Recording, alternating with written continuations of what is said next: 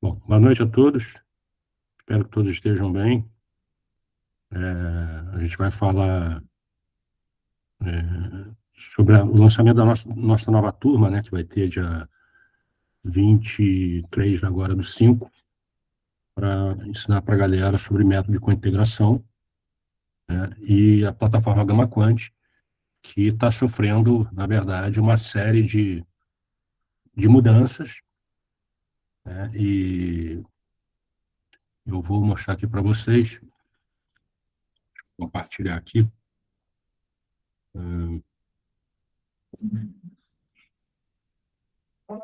O objetivo é que vocês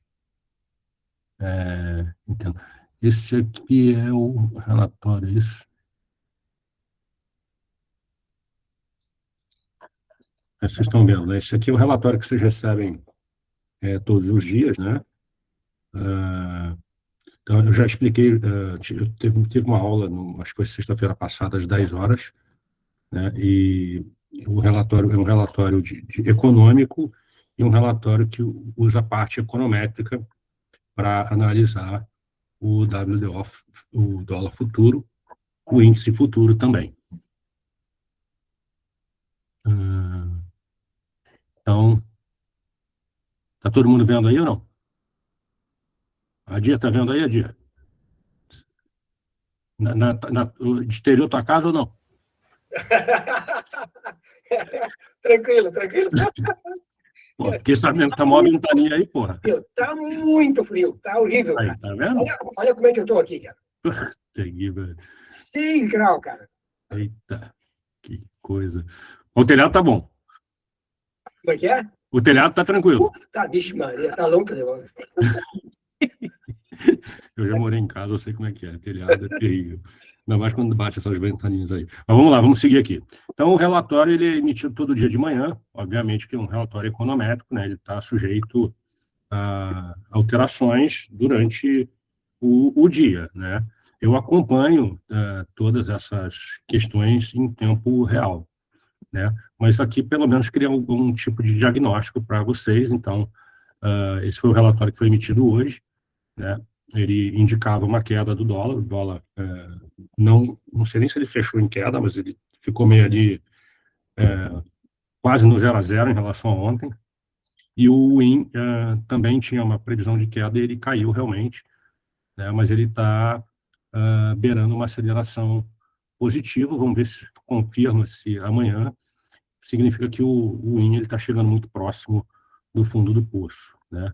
E depois a gente coloca um relatório, que tem muita gente aí que não é usuário ainda do Gama Quant, a gente manda um relatório sobre a cointegração de dólar contra índice, né? E de índice contra dólar. E isso aqui são coisas diferentes. Para quem já está acostumado com Gama Quant, consegue entender perfeitamente que isso são coisas diferentes, né?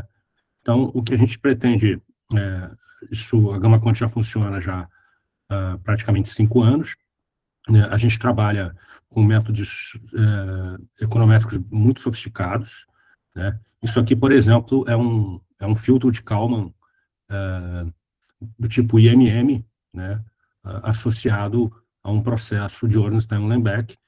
Isso aqui são tudo instrumentos, na verdade, que vieram da física, né? Eles não vieram do estudo da, da economia, e sim da física, né? Isso aqui é adotado por grandes gestores de fundos no mundo inteiro, né?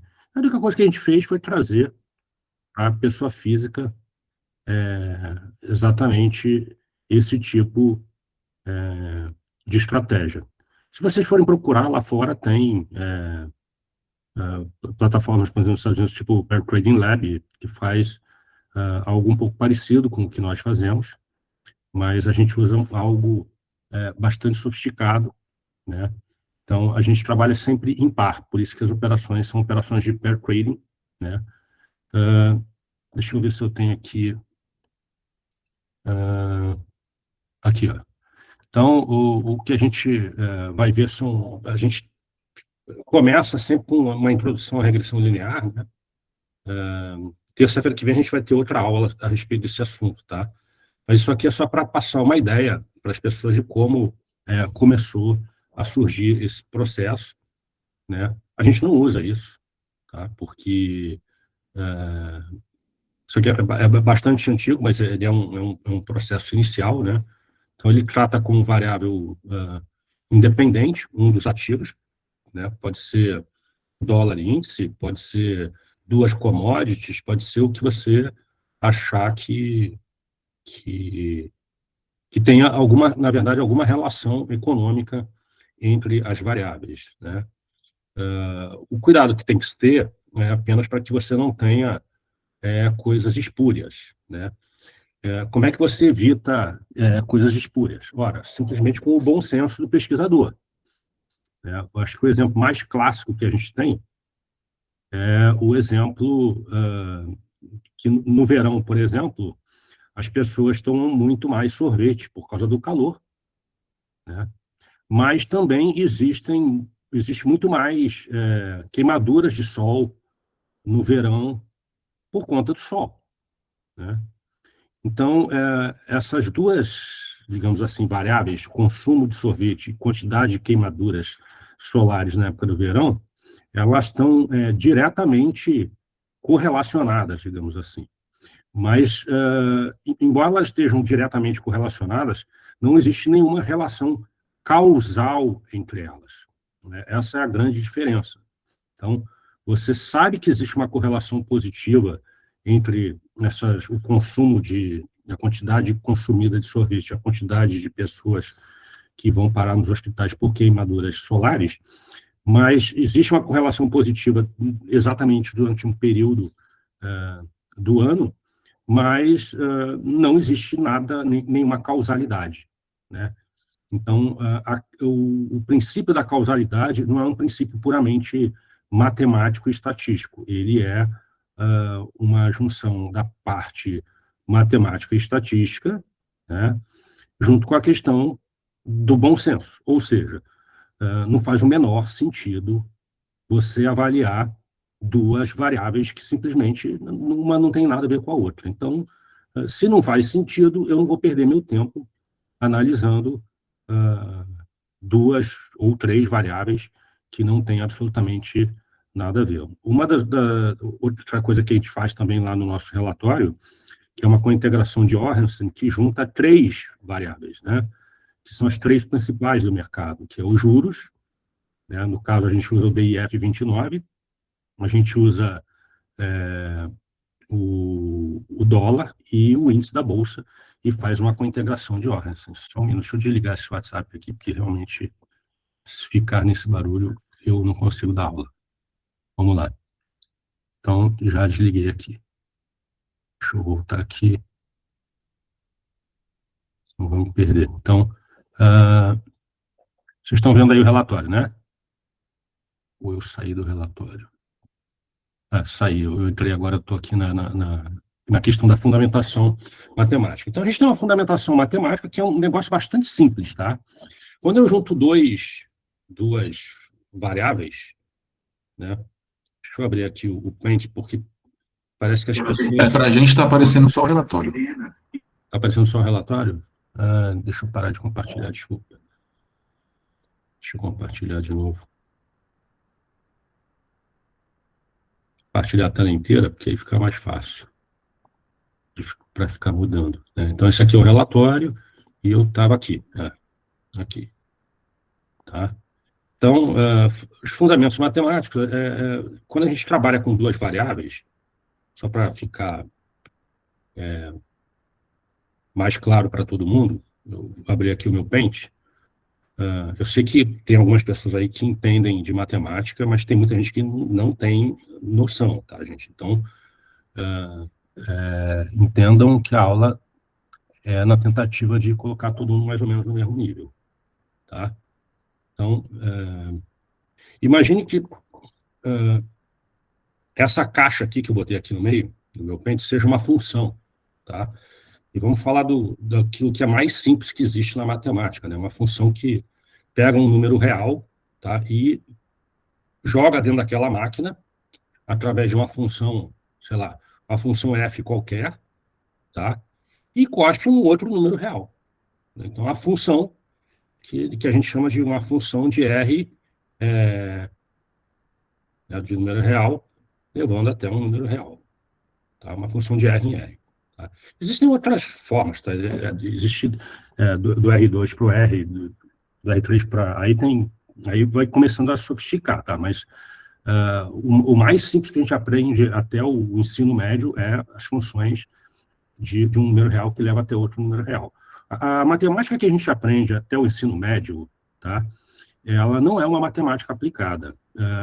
Eu entendo que as pessoas reclamam bastante, porque tudo aquilo que a gente aprende até o ensino médio, né, não tem aplicação nenhuma no mundo real. Zero. Nada do que a gente aprendeu até a última série do ensino médio tem aplicação no mundo real. Isso eu estou falando da parte de matemática, tá? Então, por isso que muitas pessoas acham que a matemática não resolve os problemas. A matemática ela não está aqui para resolver os problemas, ela está para descrever numa linguagem como as coisas se processam. Tá? Então, isso serve para física, isso serve para estatística, isso serve para a matemática aplicada, para engenharia, para praticamente tudo. Né? Então, o que a gente vai mostrar aqui são coisas que, na verdade, vocês usam. Né? Então, quando você ouve, por exemplo, um Spotify, por exemplo, né, você pode ter certeza que ali tem, por exemplo, no teu Wi-Fi, por exemplo, eu estou aqui com o meu wireless aqui do lado, né, ele só existe porque você tem a transformação de Fourier, que é um modelo matemático, ou seja, tudo que a gente está fazendo aqui, essa transmissão que a gente está fazendo aqui, ela só existe porque existe a matemática. Se não existisse a matemática, a gente não teria nada disso.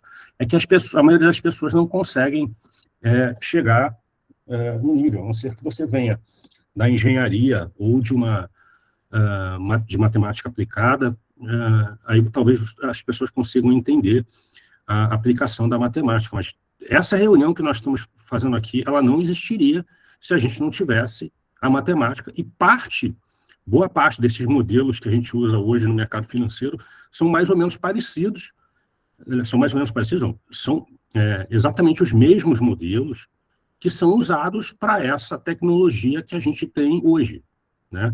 Então, a gente usa filtro de Kalman, só para vocês terem uma ideia, o ser humano só conseguiu ir à Lua, né, depois da criação do filtro de Kalman, e acabou que o Kalman acabou recebendo um prêmio, na época do Barack Obama, um prêmio dele, especificamente do governo americano, né, para o Kalman, pela descoberta que fez na década de 60 ainda, né, que seria o filtro de Kalman, que é um modelo bastante simples, não tem nenhuma dificuldade matemática, tá? Existem coisas muito mais complexas, né?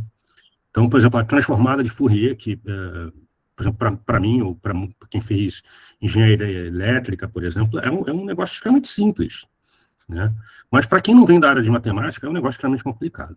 Então, o que acontece? Então, a matemática ela funciona assim. Eu vou usar esse modelo simples aqui de R em R. Então, eu tenho um número que a gente chama de X qualquer, né? Um número X.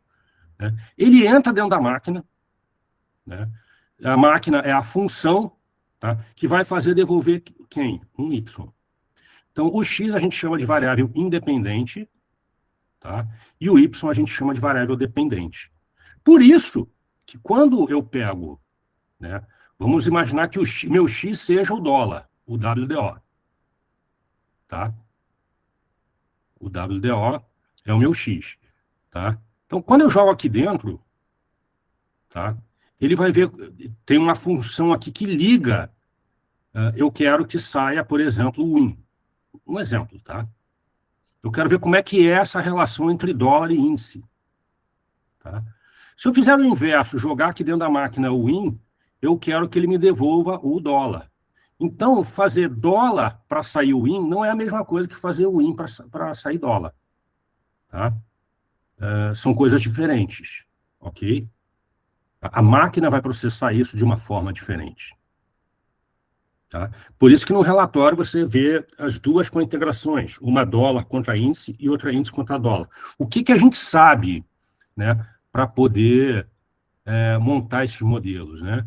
O que a gente sabe é que quando eu pego, por exemplo, no eixo Y, tá? Aqui, eixos cartesianos, tá? Eixo Y e eixo X, uma das coisas que a gente sabe é que eles são negativamente correlacionados. Tá? As pessoas estão acostumadas a ver aquela correlação de Pearson, né? Que é aquela correlação que vai de -1 até 1. Mas não existe só essa correlação, tá, gente? Existem outros tipos de correlação estatísticas. Tá? As pessoas conhecem uma só e acham que a correlação é aquilo. Né? Lembrando que correlação não tem nada a ver com causalidade. Causalidade é outra coisa. Né? Então, a gente está em busca de ativos que tenham algum tipo de causalidade. Né? Então, no caso do dólar com índice, né, se o dólar for a variável dependente, ele vai estar aqui no eixo Y, né? E o índice vai estar aqui no eixo X. Né? Então, a gente sabe que tem uma relação negativa entre eles, ou seja, quando o índice sobe, por exemplo, a tendência do dólar é que o dólar caia. Né? Se eu pegar esse ponto, se eu partir desse ponto aqui, ó, tá? Então, o índice subindo, né? O índice vindo para cá, ó, a tendência do dólar que estava aqui junto com o índice, a tendência do dólar vir para cá. Tá? E quando o dólar sobe, né, se ele sai daqui e o dólar vem para cá, por exemplo, né, aqui é o eixo do dólar, o índice tende a cair, tende a sair daqui e vir para cá. Tá? Então, baseado nisso, a gente monta toda a nossa estatística. Isso aqui é uma forma bem simples de mostrar. Né?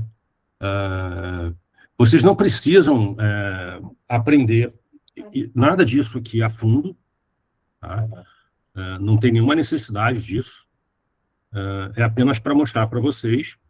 O pessoal aí que já é da Gama Quant está acostumado, porque o que acontece? O preço do dólar, eu sei, se eu olhar aqui, ó, o preço do dólar eu sei. Né? O preço do índice eu também sei. Tá? Então, o que eu não sei? Né?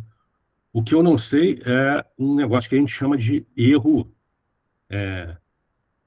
da estimação. Né? O erro, existe uma diferença ali entre erro e resíduo. Tá? Embora, no final, eles sejam a mesma coisa. O que é um erro? Erro estatístico não é erro, no sentido semântico da palavra. Então, por exemplo, o que o filtro de Kalman faz? Né? Ele projeta, ele pega o banco de dados que eu estou usando, aí ele projeta o dólar para daqui a 5 minutos. Estou usando um banco de dados daqui de 5 minutos.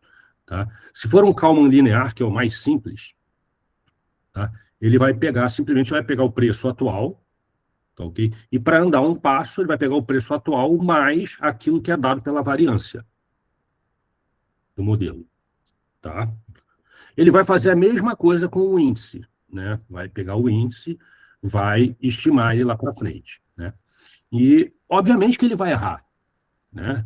Ele não vai acertar exatamente o da mosca. Essa diferença, depois de 5 minutos, entre o valor do dólar daqui a 5 minutos e o valor que ele estimou, essa diferença é o que a gente chama de erro, tá? Da regressão, que se torna... Eu vou jogando para o banco de dados e vai gerando um resíduo. Tá?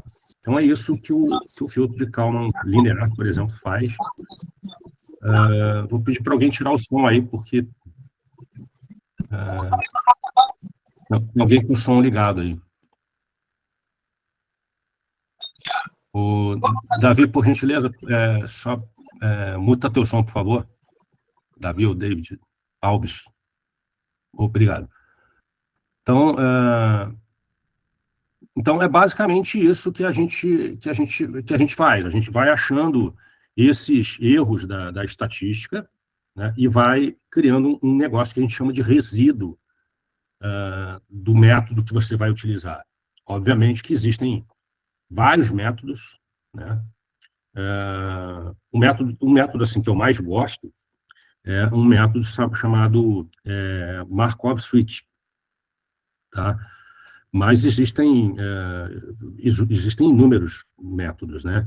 Então, quando a gente olha, deixa eu abrir aqui, deixa eu tirar aqui o Excel da vida aqui.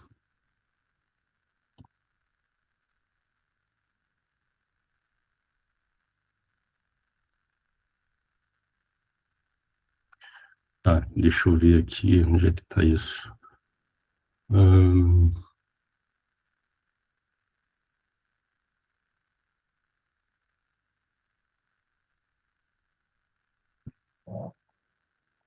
Vou abrir aqui o Excel, e aí talvez fique um pouco mais fácil vocês. Isso aqui por exemplo, um conjunto, cada pontinho desse é um conjunto de par ordenado entre duas ações, por exemplo, né? E eu faço uma série de testes estatísticos para saber se isso aqui funciona ou não funciona. Tá? Se não funcionar, simplesmente o Gamma Quant não mostra para vocês. Não é tudo que a gente quer fazer que a gente consegue fazer. Tá? Então, uma das coisas que a gente faz é o seguinte: depois que eu faço todo o tratamento estatístico, eu vou cair nos gráficos dos resíduos, né? Então, os gráficos dos resíduos, deixa eu ver aqui, aqui, né? Aqui eu tenho o gráfico dos resíduos. Isso daqui são os gráficos dos resíduos de um par qualquer entre dois ativos que eu tenha pego aqui, tá? Então, vocês podem perceber que ele tem um comportamento aqui em vermelho, é a média, tá? Aqui é o ponto de máximo dele em desvio padrão, né? Então, você vê que aqui o máximo que ele chegou foi exatamente 2 desvios padrões. Aqui ele chegou em menos 2 desvios padrões. Então, ou seja, o resíduo ele fica oscilando em torno dessa média, por isso que a gente opera sempre 2 ativos, né? Então, quando ele atinge uma das... Da tela. Oi? Não está compartilhando a tela. Não está compartilhando a tela? Não. Opa. Pô, o que está sim. acontecendo? Sim, tá normal. Com o Excel? Com o Excel. Vocês estão vendo o Excel? Sim. Esse gráfico é do Excel. Nossa, para mim não está aparecendo. Então, desculpa, professor. Deixa eu ver o que está acontecendo Sem aqui. problema, Márcio. É estranho não está aparecendo para você. Clica na minha imagem, vê se não é isso.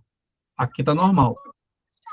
Não está aparecendo para mim. Mas continua, professor, não vou interromper qualquer coisa que eu vou mexendo aqui. Então, Desculpa. não, qualquer coisa, depois, se vocês quiserem entrar em contato comigo, qualquer um que esteja novato, pode entrar em contato comigo pelo meu WhatsApp, lá no meu Instagram, que eu atendo a todas as pessoas da mesma forma, né? Quem já me conhece há mais tempo sabe disso, né? Eu não sou aqueles caras que some, desaparece, não atende ninguém.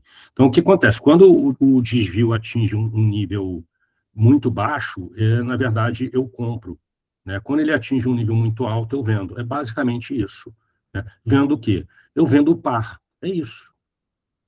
Tá? É só isso. Entendeu? Então, você precisa entender toda essa matemática que tem aqui por trás? Não, você não precisa entender toda essa matemática que tem por trás. Tá? Até porque é muita coisa, né? Se a gente voltar aqui, por exemplo... tem até um Python aberto aqui.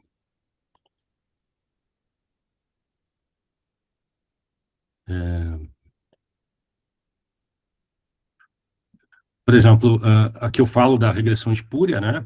Então, a cointegração ela só existe, acho que esse exemplo aqui é um exemplo que hoje não é mais politicamente correto, mas era um exemplo que se usava na minha época lá de estudante em 1900 Guaraná com rolha, né, de que a analogia entre o bêbado e o cão, né? Então, o homem bêbado e seu cão caminham de forma aleatória, eles caminham de forma aleatória. Se eles estiverem unidos por uma coleira, a distância entre eles será estável no longo prazo, ou seja, o cão pode se afastar do bêbado ou o bêbado se afastar do cão, mas em algum momento a coleira estica, né? e depois eles tendem a se aproximar novamente. É exatamente isso que a gente chama de cointegração. É quando existe um laço forte entre esses dois ativos que fazem com que eles sejam atraídos um para o outro através do equilíbrio.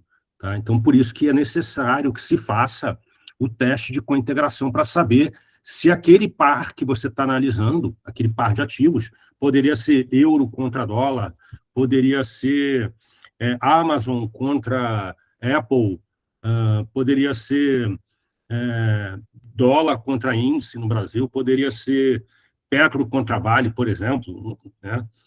Teria que botar ali para ver se funciona ou não funciona, né? Então, oi. Sérgio, me permita aí, essa analogia do bêbado e o cão, por exemplo, eu estou no compra-compra no Gama Quant, só que o índice está subindo e o dólar está descendo para ser comprado, né? Então, como é que fica essa analogia aí nesse caso? Porque é compra-compra, né? Isso. Aí o índice está subindo, ou seja, eu vou comprar na hora que eu teria que, teoricamente, vender, né?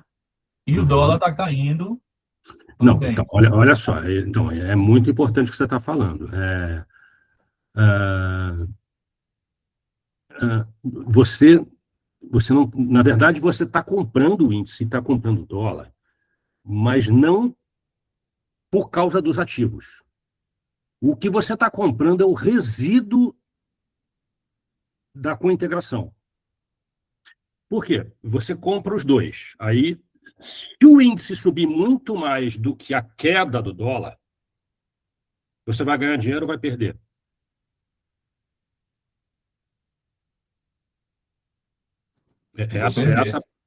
Pô, vai perder? Como é? Repete, por favor, de novo. Vamos lá, eu comprei os dois. Eu sei que os dois andam em sentido contrários. Tá ok? Eu comprei em que momento? Eu comprei num momento lá qualquer. Tá? Aí eu comprei o índice e comprei o dólar também. Aí o índice subiu e o dólar caiu. Você concorda que eu estou ganhando num e perdendo no outro, já que eu estou comprado nos dois? Sim. Se o índice subir muito mais do que a queda do dólar, eu vou ganhar dinheiro nessa estratégia ou não vou? Bom, o peso está no dólar, né? Se ele está caindo, numa hora ele vai ter que... Não tem peso nenhum em dólar. Não tem nada disso. Eu te fiz uma pergunta muito mais simples e objetiva. Eu comprei os dois, comprei o índice, comprei o dólar. Tá? O índice subiu 3% e o dólar caiu 0,20%. Eu vou ganhar ou vou perder dinheiro? Vai depender da quantidade que você comprou de um e de outro, né? Tá. Mas tudo bem, eu estou entendendo já. Você vai ganharia. É claro, essa quantidade ela vai ser dada pelo beta entre os ativos. Tá? Por isso que a fórmula é essa daqui. Ó, tá?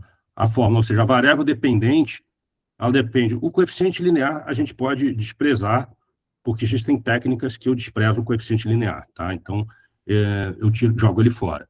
Tá? Então, ou seja, a quantidade que eu vou fazer, por exemplo, vamos supor que o índice seja a variável dependente. Tá? Então, a quantidade que eu vou fazer de índice é o quê? É beta vezes a quantidade que eu vou fazer de x. Por isso que quando você abre o Gama Quant, ele coloca lá para você, ó, você vai comprar 3 contratos de índice e comprar 1 de dólar. Porque esse é o teu hedge. Né? O beta, se você for procurar nos livros que existem sobre cointegração, eles chamam, inclusive, de beta hedge. Tá? Então, a quantidade de um e a quantidade do outro é dada pela proporção do beta entre esses dois ativos. Tá? Mas para onde que você tem que olhar na operação? Para o resíduo. Se você comprou o resíduo a 2, tá? E o resíduo está calculado já levando em consideração o beta, ok? Tá? Se você comprou a 2 e o resíduo foi para 1, você ganhou ou perdeu dinheiro? Ganhou. Se você olhar lá o gráfico do Excel, se eu comprei aqui o resíduo, tá? E ele veio para cá, eu ganhei dinheiro. Certo. Tá? Se eu vendi aqui e ele caiu, eu ganhei dinheiro. Tá? Ou seja, eu estou ganhando sempre quando ele anda em direção à média, que é 0. Alguém perguntou aí 4 desvios padrões. Aqui não tem 4 desvios padrões, não, tá? Se tiver, por exemplo, se você usar... Quem perguntou sobre os 4 desvios padrões, se você usar algum método, por exemplo, algum método na qual os resíduos não sejam normalmente distribuídos, não tem nenhum problema, tá? Você pode usar uma T-Student com 5 graus de liberdade, tá ok? Ou até mesmo uma distribuição uniforme, não tem nenhum problema, tá?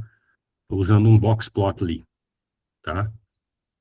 Então, as pessoas ficam muito preocupadas com essa questão da normalidade. A normalidade não é um problema, tá ok?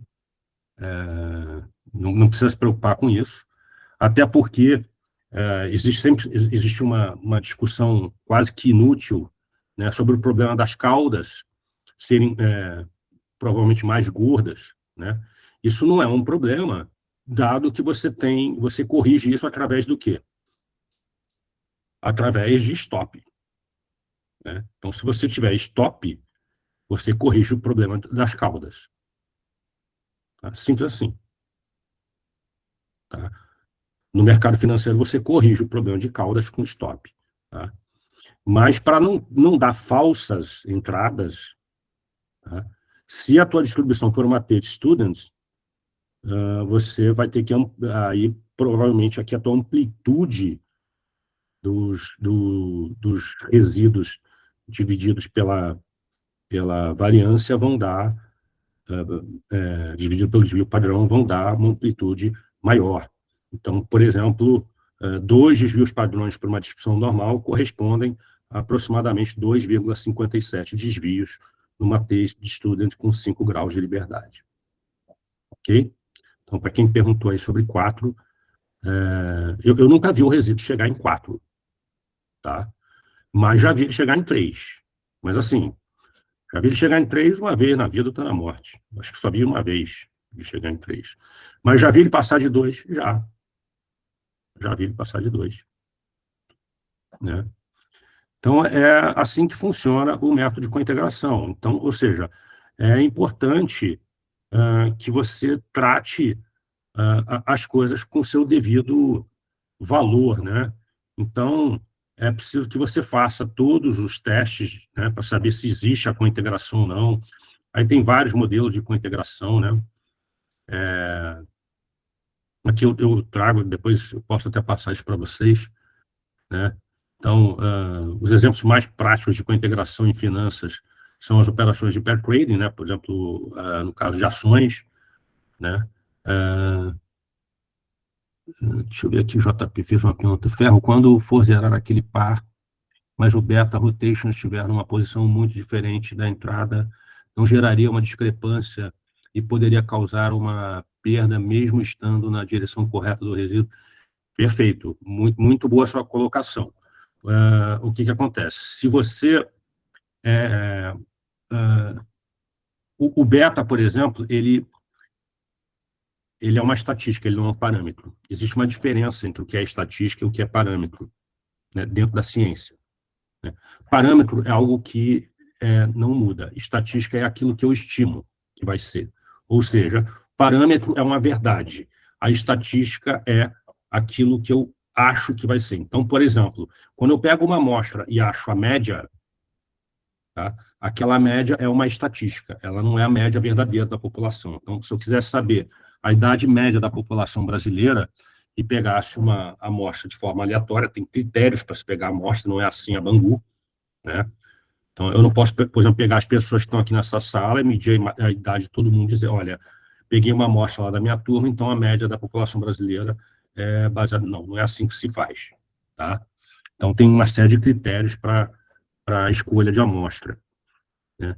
Então, o que o JP está falando é um problema, que é o problema do beta. Então, o que acontece? Você só pode construir modelos que tenham betas estáveis, né?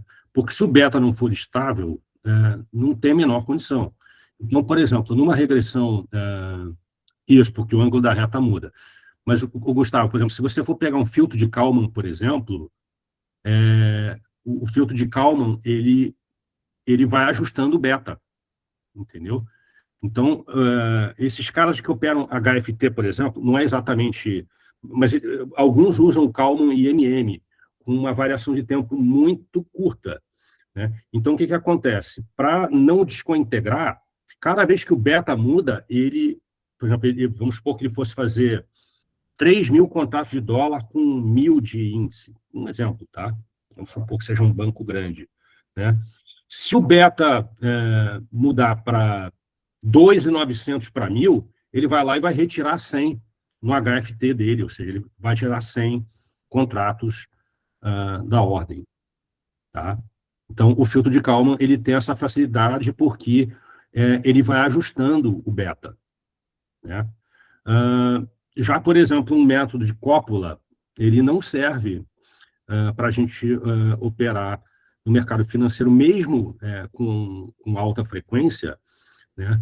Porque ele é extremamente nervoso com o beta, né? Ou seja, você tem que utilizar um método que estabilize várias coisas, que estabilize o beta, então, que tenha os resíduos com uma distribuição que você consiga enxergar, né? Então, o que eu faço, por exemplo? Eu pego os resíduos da cointegração que eu faço, seja ela por Markov Switch ou seja ela por Kalman, por exemplo, né? E depois eu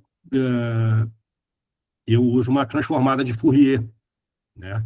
Para poder dar uma acertada, digamos assim, nos resíduos da cointegração. Lembrando que resíduo é sempre o quê? Resíduo é sempre os erros da estimação. A vantagem, por exemplo, quando você faz uma coisa muito importante, tá? As pessoas estão acostumadas a fazer, digamos, deixa eu ver aqui se eu consigo pegar. As pessoas estão acostumadas a fazer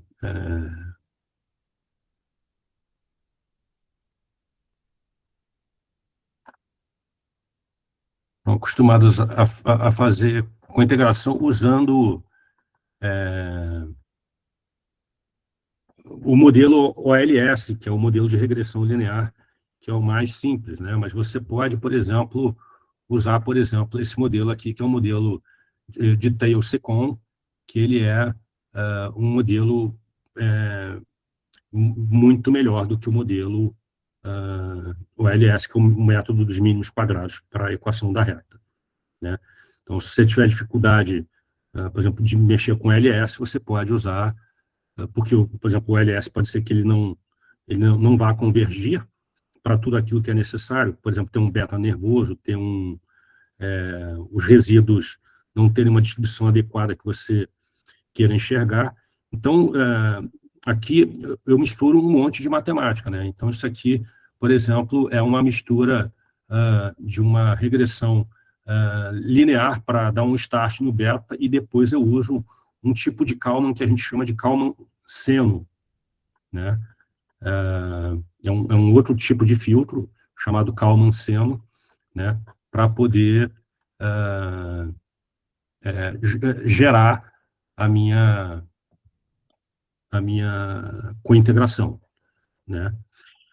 Eu uso um método, um modelo que ele usa aproximadamente 10 modelos diferentes, e dentre esses 10 modelos ele vai escolher aquele que for mais adequado para aquele par de ativos, tá?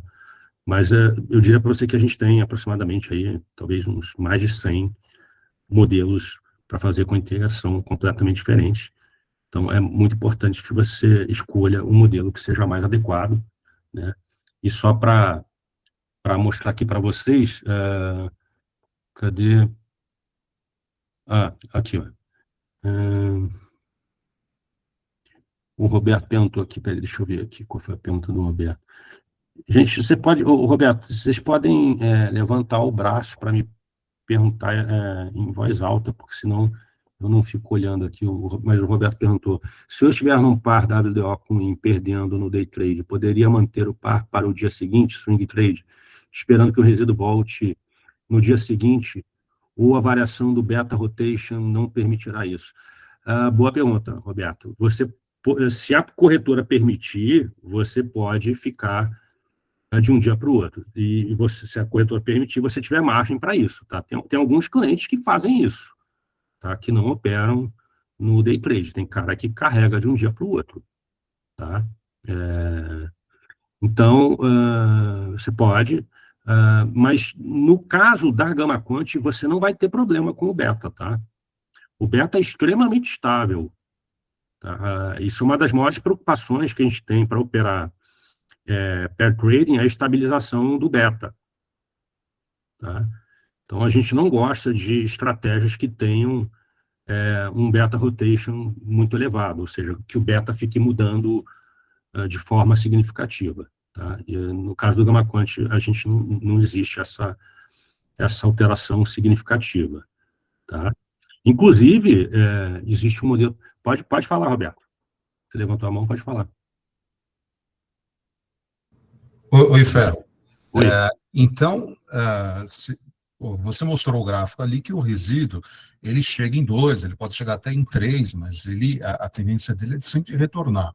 Então, mesmo que eu esteja fazendo uma operação visando day trade, se eu tiver margem e mantiver, em teoria, vou ter prejuízo naquela operação. Então, eu não precisaria nem estopar. Tanto que é o seguinte, Roberto, vou te dar um toque. Por exemplo, e isso vai depender da corretora que você estiver operando, é óbvio, né? Se a corretora te permite sair de um OMS de day trade para um OMS de swing. Algumas corretoras permitem isso. Né? Se você tiver margem, não tem problema. Né?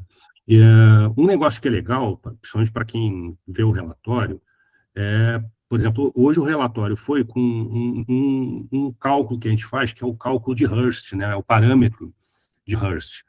Né? Cadê aqui o relatório? Aqui, ó. O parâmetro de Hurst hoje, ó. Vocês estão vendo aí o relatório? Hoje o parâmetro de Hurst, por exemplo, para dólar contra índice, ele estava, cadê o Hurst? Aqui, ó. Ele estava perto de meio, 0,48. Tanto no dólar contra índice, quanto no índice contra dólar. Então, o que significa isso? Significa que o resíduo, ele tende a ficar à deriva. Então, não dava para entrar em operação hoje. Não tinha como, entendeu? Hoje não teve oportunidade. Porque o Hurst já veio cagado já de cara. Entendeu? Ou seja, já começa no mercado com o resíduo à deriva. Né? Se você pegar os relatórios anteriores, o Hurst era próximo de 0, que é o ideal. Né?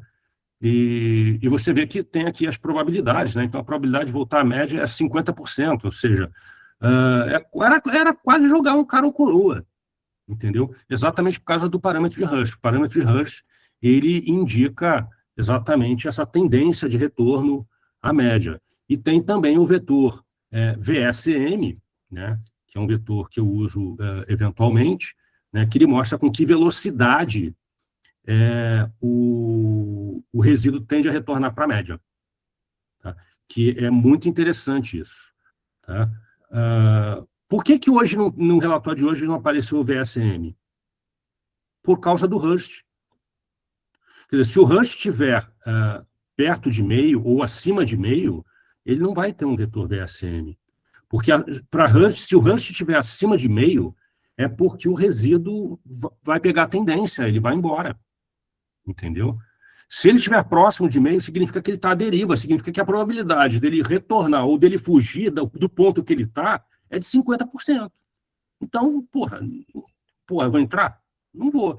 Então, como ele está à deriva, ele não tem como calcular o vetor de retorno à média, com que velocidade ele vai retornar à média. Entendeu, Roberto? Ok. Ok? Então é isso. Então aqui, para a gente poder validar todos os modelos, a gente tem uma série de testes, né? Então tem o teste da raiz unitária, que é o argumento de Kay-Fuller, né? Ele determina se a série é estacionária ou não. Ou seja, o que é uma série estacionária? É uma série que tem média constante e desvio padrão constante. Tá? Tem teste de normalidade de Shapiro-Wilk, né? Ou você pode usar um teste de Kolmogorov, que é o que eu mais recomendo, porque o teste de Kolmogorov, se você for botar, por exemplo, num código de Python, você pode pedir, por exemplo, você pode fazer com que no próprio, ele cuspa para você, ele printe para você qual é a distribuição mais adequada para aqueles resíduos que você está trabalhando. Obviamente que você tem que ter lá os códigos da distribuição normal, aí você não vai escolher todas as distribuições, senão você vai ficar maluco, né? Mas escolhe as mais importantes. Por exemplo, a normal é ter estudantes com 5 graus de liberdade, e a uniforme, eu acho que são suficientes. E aí você pode usar um Kolmogorov e ele vai dizer para você qual é a melhor distribuição dos resíduos, né? Aí tem o teste de White também, né, que é extremamente importante. Isso aqui vocês têm que tomar bastante cuidado, porque o que acontece? Eu não trabalho com os preços, eu trabalho com logaritmo neperiano dos preços, né? Então, ele melhora a aderência dos resíduos, mas ele aumenta a heterocidasticidade, que é tudo que a gente não quer. Tá? Alguém falou alguma coisa aqui, deixa eu ver aqui. Onde é que tá isso? Vamos lá. Ferro, qual a periodicidade do modelo? A periodicidade do modelo que você quer dizer, qual o tamanho do time frame que eu uso no banco de dados, é isso? É isso. Então, Sandro, depende, né? Ele pode variar de 1 minuto até 60 minutos. Tá? Por exemplo, eu uso uma IA, depois, se vocês quiserem, vocês podem pesquisar aí, chamada LSTM, né, que é Long and Short... porra, esqueci o nome. Enfim. Eu uso uma IA que ela é bastante interessante, né? Exatamente para dólar e índice, né? E essa eu uso tick by tick, né? Então, é extremamente, digamos assim, tenso o negócio. Isso, Long and Short Term Memory, exatamente. É uma IA, né, que eu uso, e você pode botar ela tick by tick, ou você pode botar ela, sei lá, de 1 em 1 minuto, né, ou de 5 em 5 minutos. Para operar day trade, eu acho que entre 5 minutos e 30 minutos, eu acho que é bastante razoável, tá? Não precisa ultrapassar isso, não. Eu acho que... Mas essas escolhas, de novo, não sou eu que faço, né? É o próprio sistema que vai escolher aquele que melhor se adapta para a realidade do momento, tá? Ou seja, mesmo o banco de dados, ele não tem um time frame fixo, tá? Então, é isso. Então, feito todos os testes, né? Ou seja, passando em todos os testes, né? Tem também o critério, esses aqui são os critérios de seleção, né? Não sei se a galera conhece aí o IKE e o BIC, né? São critérios que ajudam a selecionar qual o melhor modelo que eu vou usar, se é um filtro de Kalman. E aí, filtro de Kalman tem, sei lá, uns 20, pelo menos, diferentes, né? Você pode usar um filtro de Kalman seno, um filtro de Kalman linear, filtro de Kalman cosseno. Você pode usar um filtro de Kalman IMN, que é o que eu mais gosto, né? Ele é um pouco mais parecido com eu gosto do Markov Switch, né? Porque ele trabalha com uma matriz de probabilidade, então ele é bastante interessante. Na verdade, é o modelo que eu mais gosto, tá? Que é esse modelo aqui, ó. Que é o modelo que assume que parâmetros da série temporal mudam com base em uma variável de estado não observada, seja variável observada no tempo, um modelo autorregressivo de mudança de regime de ordem. denotado como Markowitz switch R, né, com um regime, e aí você expressa ele, aí você tem que usar a transformada de Fourier junto, tá? Porque senão, e aí você usa a transformada de Fourier sobre os resíduos, tá? Isso aqui é o que eu mais gosto de usar. E ele tem, assim, ele tem uma solução, não é fácil, é bem complicado, tá? Mas ele tem uma solução analítica, tá? Diferente de outros modelos, por exemplo, quando a gente trabalha com opções, por exemplo, que a gente usa um modelo chamado modelo de Heston, esse modelo ele não tem uma solução analítica como é o Black-Scholes, por exemplo. Então, aí é um pouco mais complicado. Tá? Então, galera, como o Algorov tem mais aderência do que Fibres-Perron ao problema da heterocidacidade, principalmente no intraday, não, eu uso como Algorov para medida de aderência do tipo de distribuição. Tá? Para a medição da heterocidacidade, eu uso o teste de White mesmo. Tá? Ok? Eu utilizo para swing trade em ações o ADF. O ADF, ele vai medir somente se existe estacionariedade nos resíduos, tá? Mas ele não vai te dizer se os resíduos são normalmente distribuídos ou não. Tá? Geralmente, quando você tem, quando os resíduos são estacionários, geralmente ele vai cair numa distribuição normal, tá? Ou ele vai cair numa T-students, tá? Provavelmente. Então, você não está fazendo errado, não. Você está fazendo certo. Tá? Porque ele vai cair numa dessas duas. Tá? E aí, se você passar uma transformada de Fourier, provavelmente você vai sair da T-student para uma normal. Essa é a grande vantagem de usar a transformada de Fourier. O pessoal que é da engenharia elétrica aí sabe bem como usar. Tá bom? Então, galera, era só um bate-papo mesmo, né? Esse aqui é o nosso site novo, né? Então, esse aqui é o Gama Quant, tem a conta real, tem o simulador também, né? Então, tem algumas novidades, daqui a pouco a gente vai lançar o novo Gama Quant também, né? Então, se preparem, porque em breve nós teremos um lançamento aí do novo Gama Quant, hein? Aguardem notícias do Márcio, que vai falar. Então, aqui você pode montar a sua regra, botar os teus riscos, botar o teu stop e aproveitar e usar bem o Gama Quant. Tá bom, galera? Era só um bate-papo mesmo e valeu a todos. E eu acho que a gente vai ficando por aqui.